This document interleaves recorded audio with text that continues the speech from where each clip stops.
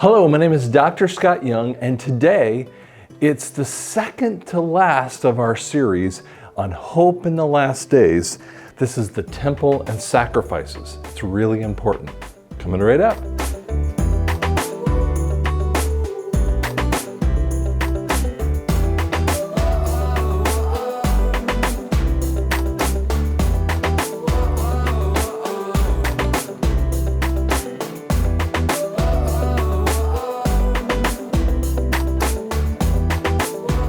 Okay, if you've been through this whole series, you're asking questions. We have lots and lots of questions that keep coming up. Now, to answer each one of those questions, what I've done is made 5 to 10 minute little bitty things that explain certain portions, like the mark of the beast, the Antichrist, and a whole host of other things, and I'll keep adding that. These are the long part of the series that specifically talks about each one of these points. So we need to talk about the temple. Most people go, well, I don't care about the temple. I mean, that's for the Jews. But that's the basis of your faith. And you got to see that, because there are past temples throughout time. Solomon, even Moses had the temple, but he had a type of temple. Now, the big nice temple was Solomon, and then the other ones that came through that time frame. And even in Jesus's time frame, he had a temple as well. In 70 AD, that's when the temple was broken down, and that's what Matthew 24 starts with. Most people think, well, Matthew 24 is the conversation about what Jesus is talking about for the end times. But what the disciples are actually asking, excuse me, is look at this temple. Look how cool this is. What are the signs of your coming? What they were really asking is something really powerful. What they were saying is like, Jesus, when are you going to set yourself up to be the king in this temple? You go, really? That's what he was talking about? Yes, it's a powerful statement. Then Jesus goes off and says, you know what? This temple is going to be broken down, and there's not even going to be one stone on the other. You go, what? He just blew up their world almost instantaneously. What he was saying in 70 AD, they were at 33 AD when Jesus is near his death in Jerusalem. And in 70 AD, they would gather together the last portion. And see, this is why some people think it's the remnant of God. No, that isn't the remnant, okay? It's a type of remnant.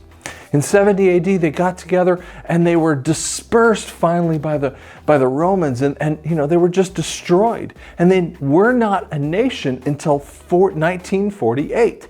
So from 70 AD to 1948, it changes everything for them.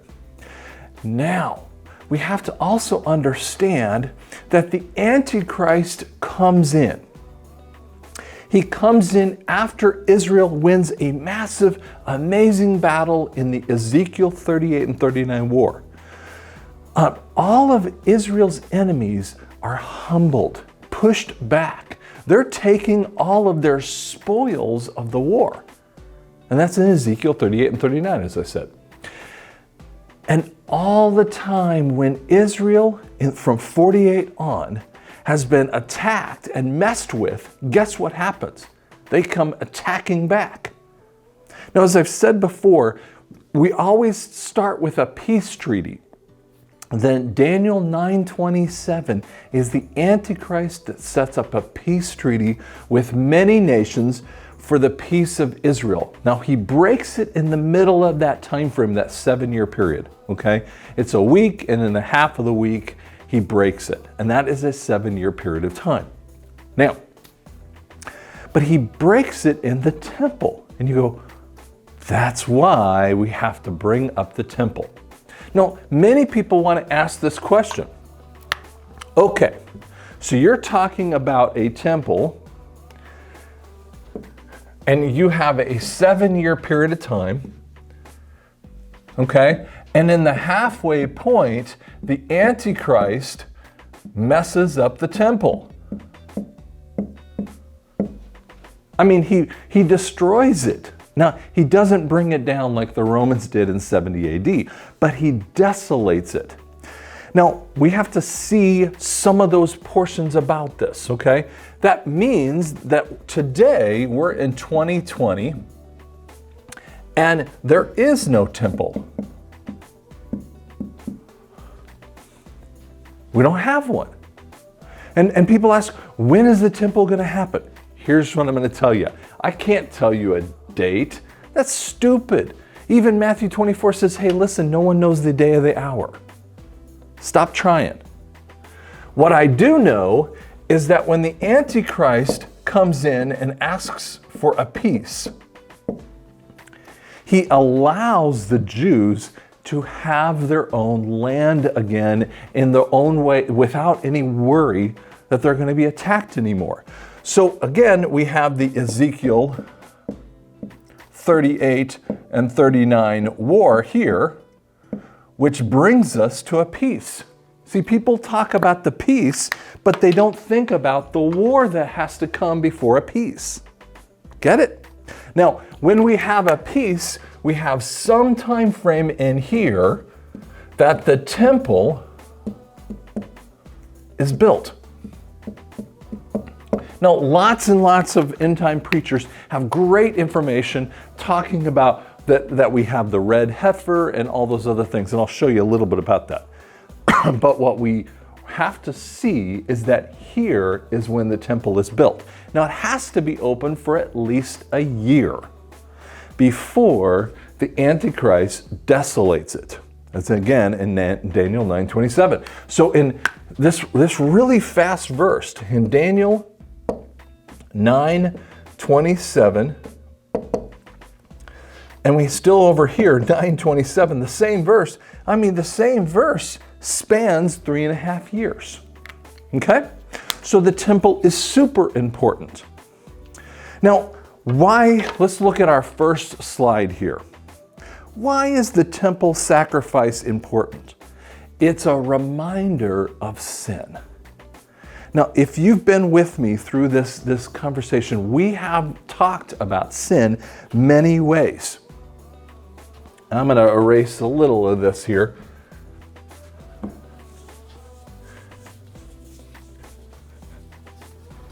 I'm going to show you a little bit about some of the stuff we've talked about before.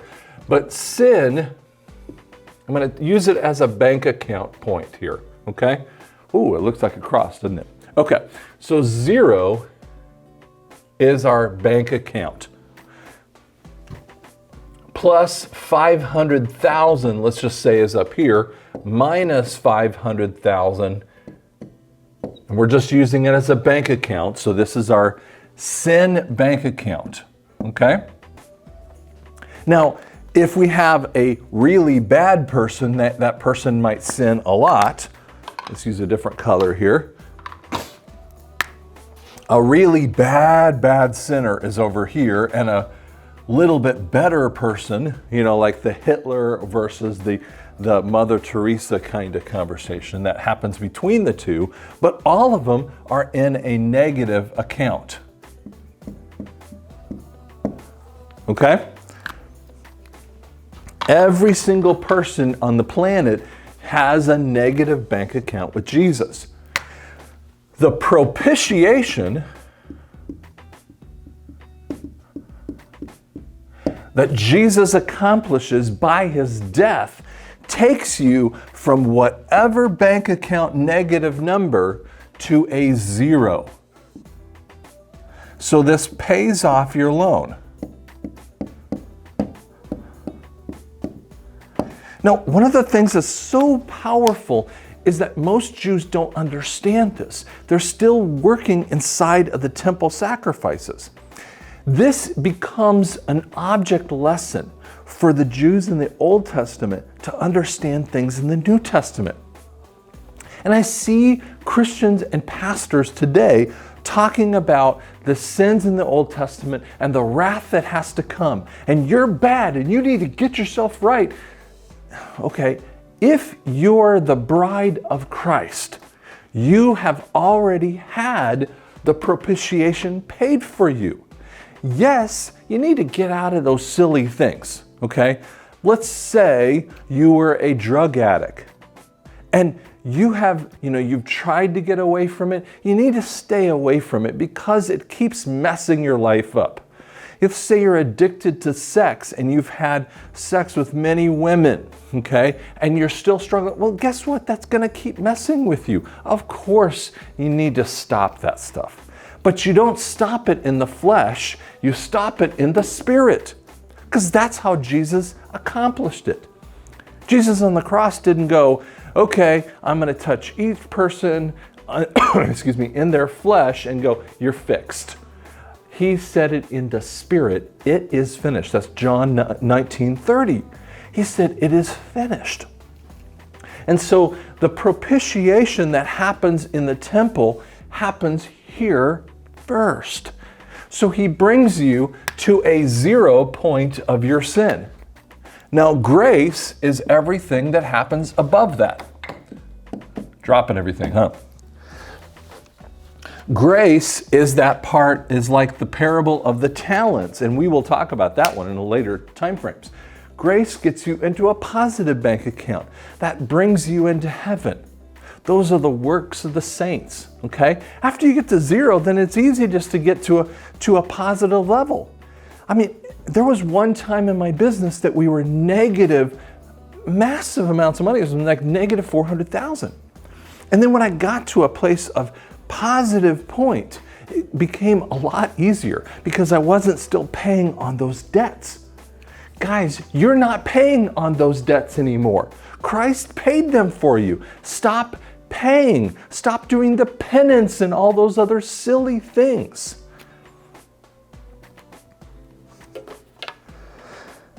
The temple sacrifices is the reminder of that removal of the sin. That's why it's so massively important. And it's going to show up. Now, there is a temple that's built here, but it's destroyed when the Antichrist messes it up.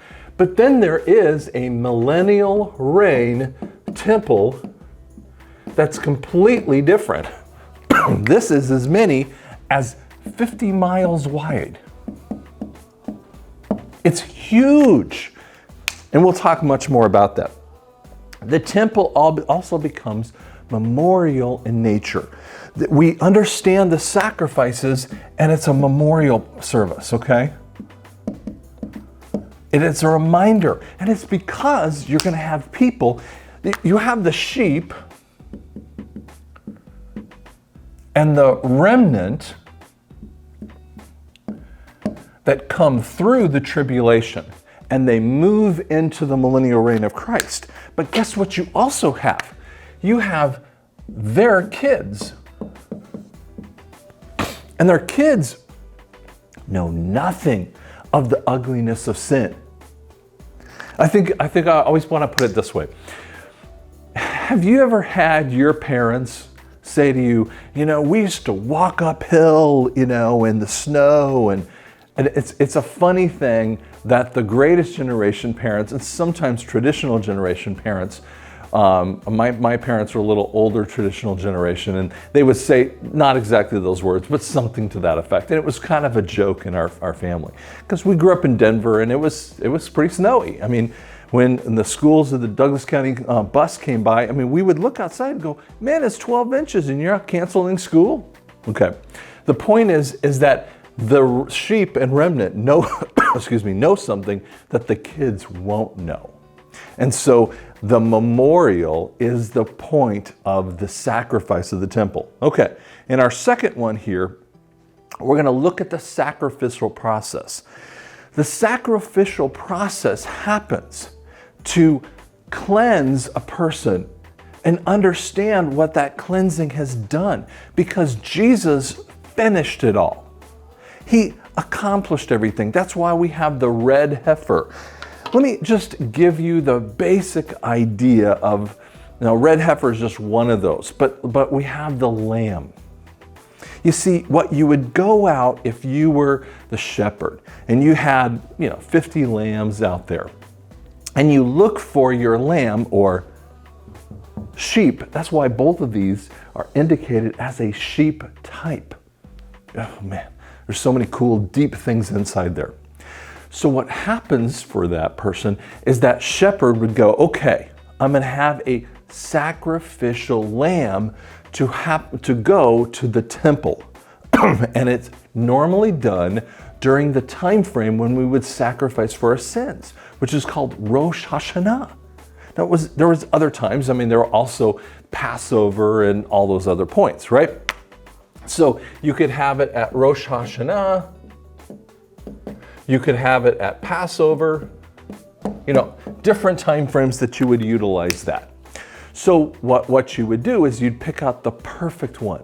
Couldn't have spots or a wounded leg or anything else. It needed to be a perfect one. And for the whole year, what you would do is you picked out that lamb, you would bring it into the household. What? The kids would play with it. It would be like little you know, the cat or the dog, and you would, you know, feed it from your table. You had it a part of your life.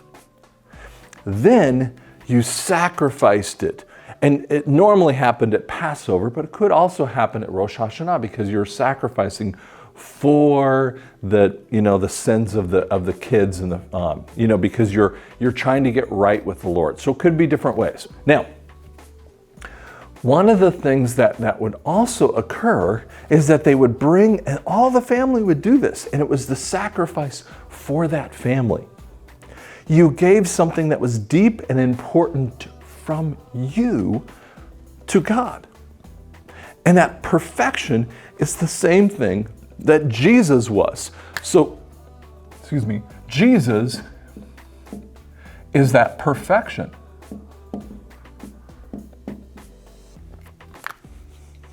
And that's the basic process that happens. Let's go in a little deeper, and I'm going to keep this up on the screen here on the left-hand side because we really want to see this as we go along here, okay? So let's talk a little bit through this part here. Erase a lot of this junk here. Junk, what are you talking about? Okay.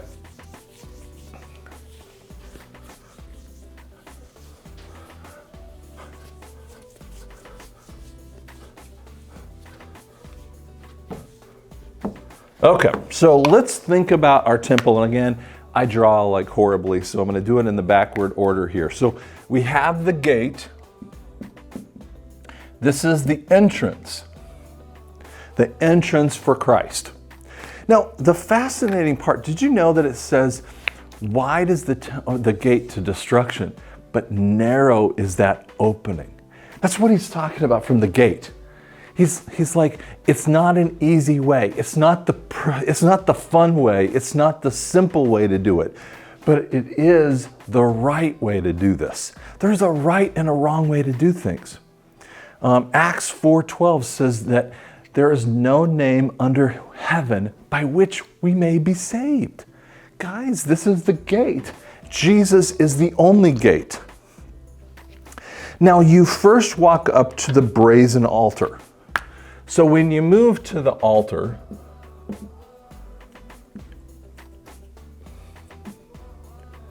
wow, that's really bad. Sorry, I'll redo that. When you move to the altar, the priest would take the offering and they would sacrifice the lamb or whatever that was, okay? They would cut it so the blood would flow. This is the death of Jesus. Inside of here, we see this death and the sacrifice.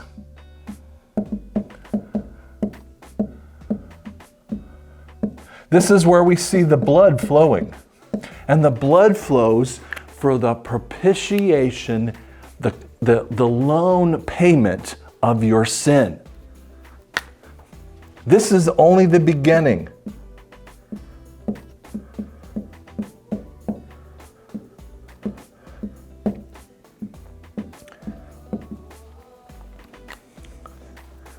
Now, we move, and then we're still in the outer court. We haven't even gone into the place of the Holy of Holies. we move into the laver. And in the laver, sorry, I'll do that again here.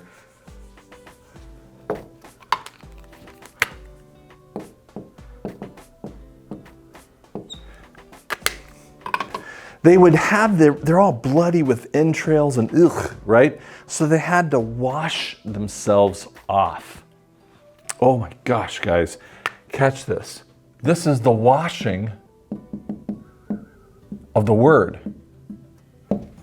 That's why when people talk about, I follow Jesus, but they don't follow the Bible. I have a friend of mine in high school. Mark is a really nice guy. You'd like him, and I loved him. He was a very passionate young man in Christ. He pushed me in a lot of ways. But one of the things that I found out over the years is that he believes in the death of Jesus and the basic idea, but he doesn't like the Bible anymore. He thinks it's filled with errors. And what the problem is, he completely misses what the temple is talking about. It's an indicator to us that you have to wash off the blood and all that stuff. Once you get to the acceptance, you have to come over here to the word, and so you've got to move through these steps. If you're stuck there, he doesn't even get to go in with God. He's completely missing it. I promise you, people, if you're not understanding that the word is important anymore and you don't even believe it anymore, you're stuck over here with this propitiation and you haven't even finished the payment of Jesus. Does that make sense? If you haven't finished the payment and you haven't even gotten the payment, it's like someone said, right now, we're in the middle of this COVID virus stuff. It's a frustrating time. But what happens is that I've filled out all the loan paperwork for my practice. And if I just stopped there and had filled out every single thing with this local bank here called Regent Bank, and I filled out everything through there, and then I never even go and sign the paperwork, it's not even effective. I could be approved all the way, but I didn't even finish it. This, in some sense, is like signing the paperwork.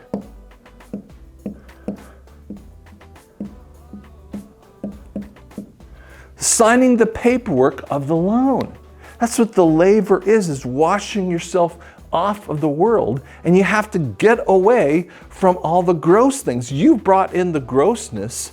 Jesus' blood accomplished the covering of your sin, but you got to wash it off. Does that make sense? Okay. Then when we move into the temple, now we go into the big offering area. So we have to move into the next area, and we have the table. And the table is the bread of his presence. That's where he says, this is my body broken for you. Oh my gosh, guys. In the body broken for you, it's a remembrance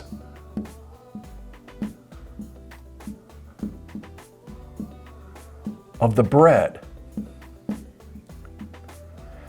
Did you know that in the Middle Ages, in the 1500s, when Luther had come out and he was coming against the Catholics came out and said, wait, the body broken was the blood, is the real body of Christ. The wine turns into blood, and they were fighting over these issues, and Luther was saying, no, it's not that. It's a consecrated bread. And they were arguing about silly things. What God's talking to you about is this remembrance. When you do the sacrifices, the sacraments, if you want to call it, you're remembering what he did over here. That's just the remembrance of it. Then we secondly have a next table, And I'm not putting it in exact kind of thing, but we have the altar of incense. Did I spell that right? Oh my gosh. Okay, sorry.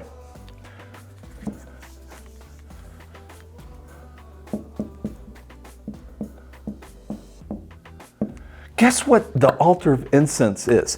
It's the prayers of his people. And you go, well, why is the prayers of the people important right in here? Okay.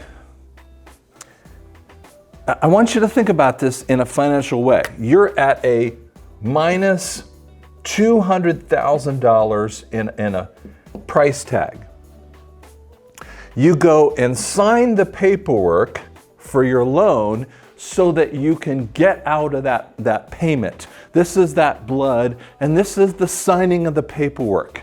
It puts it into action, okay? Now, once you do that, you keep remembering. This is remembering what God did for you. Means that over the years, you might forget, hey, wait, I'm the big boy. See, some people, do you know some people, when they start a business, they're really humble, and they're humble because they have a lot of debt, and they're like, oh, woe is me. And then they move into the good times and they go, you know what, I've done it all. And God's going, you know what, I did it for you here, and I did it for you there. That's the whole point of this. You're remembering that God has taken and accomplished all those things for you. Now, once you remember it, He is able to hear the prayers. See, some people feel like there's a very common statement that comes out for a lot of people. So many different people over the years, they would be in the middle of a war. They would be in the middle of a terrible circumstance for themselves. And they would go, if you'll get me through this, God, the bargaining. All of us have done this. You get me through this, I will devote my life to Christ. Luther said the same thing. So many people over the years have said the same idea. If you'll get me through this, I will become a priest or whatever the heck it is. And I'm like, guys, I'll stop drinking, I'll do this. They're negotiating with God. And He's going, you don't have to do that. Because if you'll accept this free gift, this is a free, absolute wipe away of your loan. You sign the paperwork. You remember that I did it for you. And then He moves into this cool thing of the prayers. Now, when you ask Him for stuff, He's like, cool, let's do it. When you're inside of Him, now if you're sitting over here trying to ask for the stupid, you're asking for the BMW kind of thing, or the Tesla or whatever that is. I mean, God's going, you know, I'm happy to give you the coolest gifts of the world. But what I really want is that you focus on the things that are important to me. If you're focusing on the things that are important to me, then I'll give you all those things. God's not upset with wealth, or He would not have had Solomon, the richest man of all history. You know what Solomon asked for? He said, just give me wisdom. He goes, because you asked for wisdom, I'm going to give you the wisdom, and I'm going to give you the cash too. I mean, he was so wealthy. So it's not about wealth. We get so upset and upside down on this kind of conversation. But your prayers need to be understood inside of here. If you don't keep inside of this process, you miss it. And then we move in to, excuse me, I'm looking at this, the lampstand. The lampstand is so powerful. This is the light of Jesus. But I'm going to show you something else. This is even deeper. You remember that I've talked to you about that the bride comes down and shows her lamp. I even have one right here. I'm going to kind of come closer so you can kind of see this. Okay, this is like a lamp that was made at Israel time frames. Okay, this is the new lamp that you have made for you. And some point in time we will talk about that. The lamp is your new spirit. Boy, holy cow. Do you catch how amazing this is? The new spirit, this is actually saying that you are the bride. Now, everyone has to have a new spirit. Now, the sheep, these are the remnant, and the sheep are accomplishing it with their kids. But don't think that the bride isn't there. And the other people, the Old Testament saints, everyone else, they all get it. And the prayer is those kids also get it too in the Millennial Reign.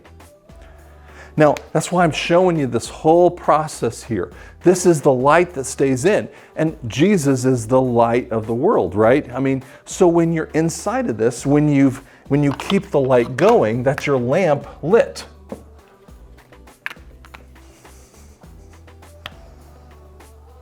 Then we move into the Holy of Holies. Once you've done this, once you've just remember Him, you're in the prayer life, so you're not focusing on the stuff of the world, but you have the light of Jesus, which means you have to be back into the Word here. So it's a back and forth kind of thing. You've had the propitiation paid for you. You signed the paperwork and you stay in the Word because the light of Jesus is in you. Your prayers in the remembrance of Him. You go, man, I got it. I keep being there. Then we go in to the next step, the Holy of Holies.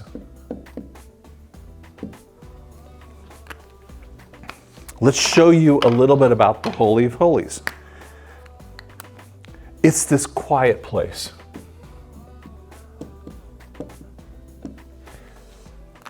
The noise of the world messes with you. I'm going to talk a little softer. You're going, what?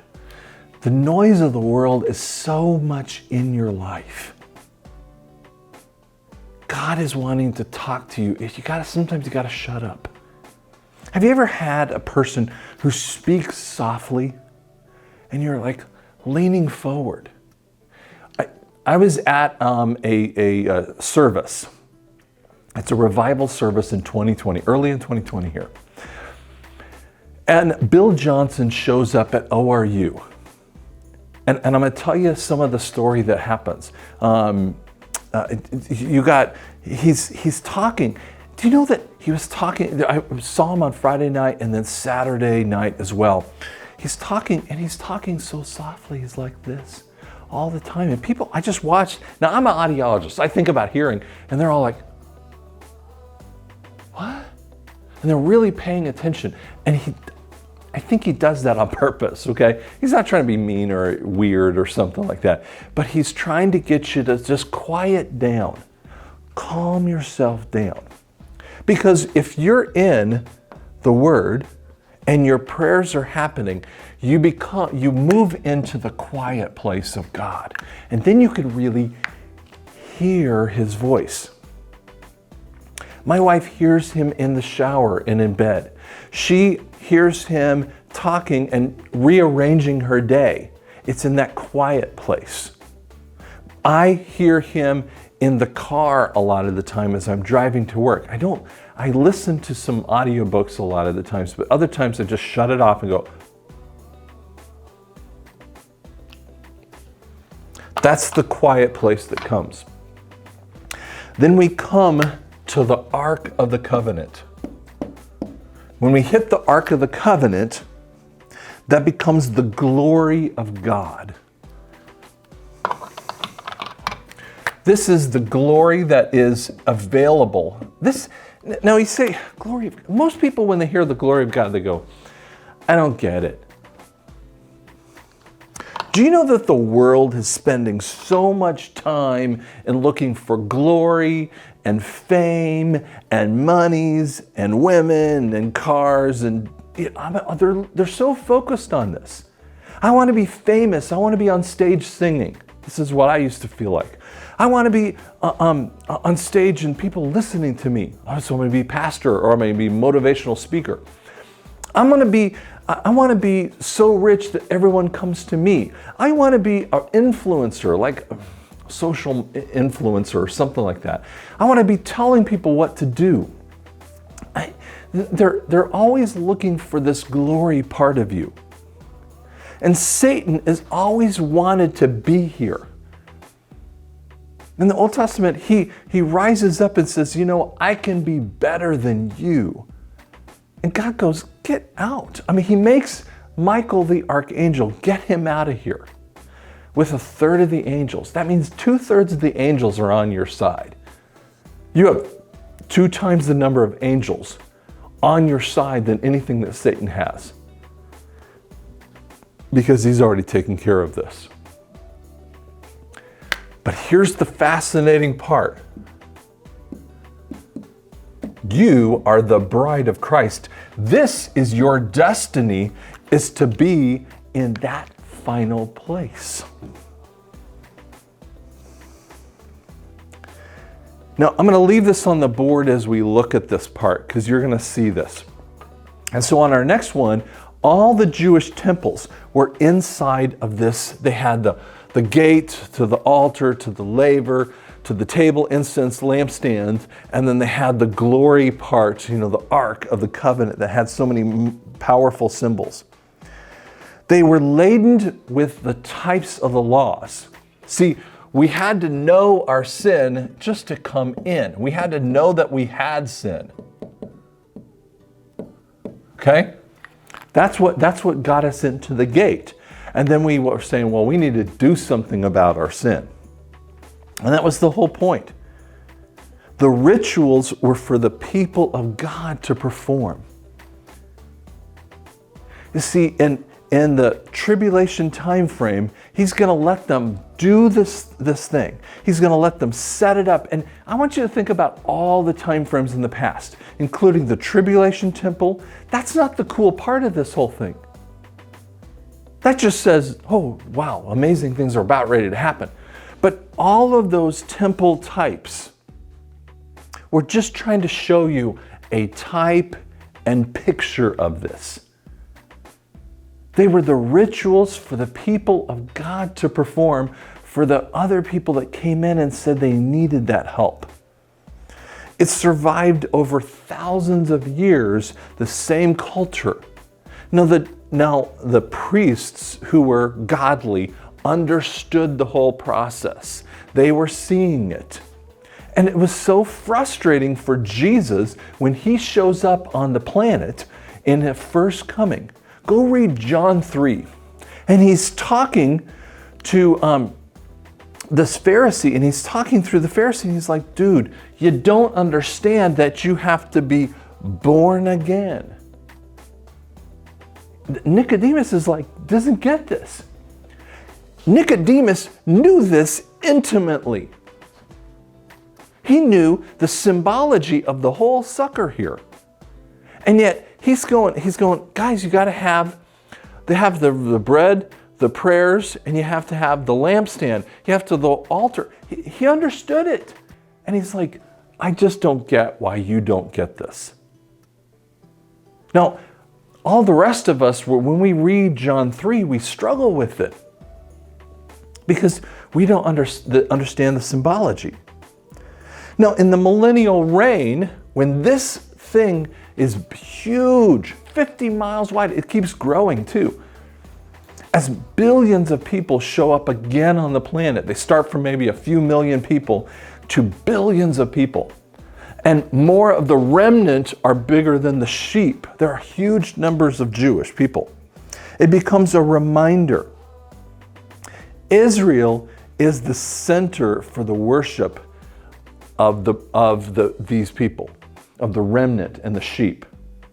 It becomes a memorial of the body, the soul, and the spirit. The understanding of what your body needs to be nothing compared to what you're doing inside your soul. to regenerating your spirit. And it is a deep teaching. They are going to, and see, some people go, why in the world would we have to have this whole thing happening? Why would we do this?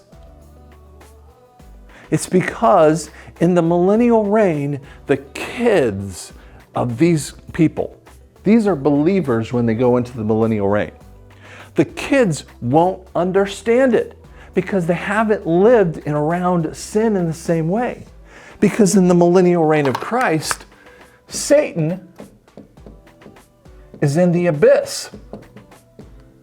And so they're not going to have anything. Jesus is down on the earth. They're going, this isn't a big deal. This is so easy. And they're still going to miss it because some of those kids are going to die. Not all of them, but they're going to make choices. And so they're going to see this whole process. They're going to have a strong memorial service of this. This is going to be a powerful point. That the temple and the sacrifices have so much meaning. That's why our Jewish heritage in Christ, we're grafted into the branch, as John 15 says. I am grafted in to this process as the bride of Christ.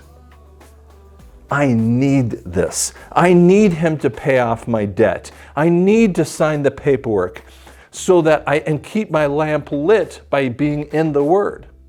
So that because my prayers are heard, not because I have to do all this so that my prayers are heard. Your prayers are heard because of this process, okay? And here's what it is. It's a relationship. See, so many people think that this is a work, that I have to do.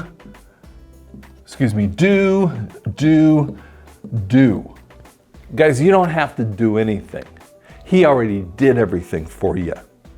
What you need to do is remember. Remember that you had sin. Your prayers can't be heard if you don't wash yourself in the Word.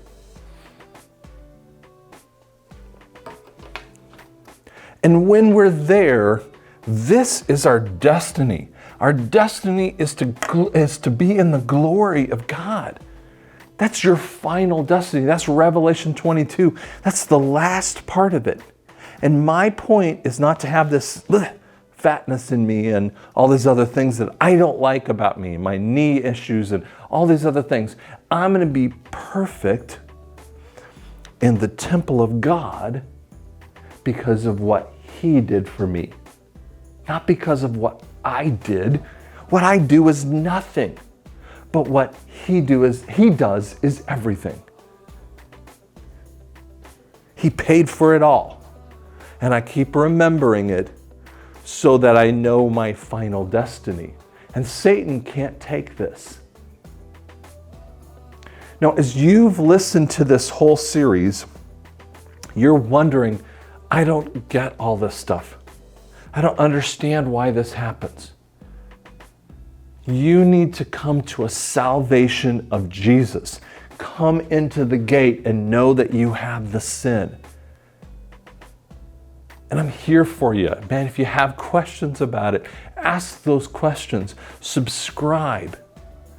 Know that you're loved of God. Don't worry about me loving you.